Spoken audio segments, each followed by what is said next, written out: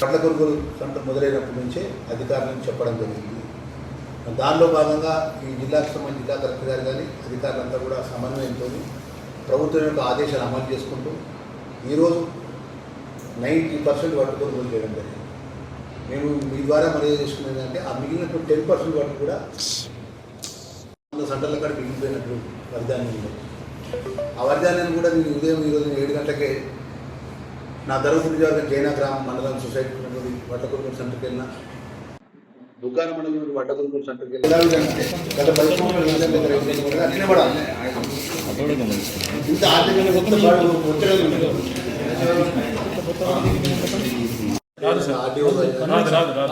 ఈ ప్రభుత్వం అమలు చేయాలని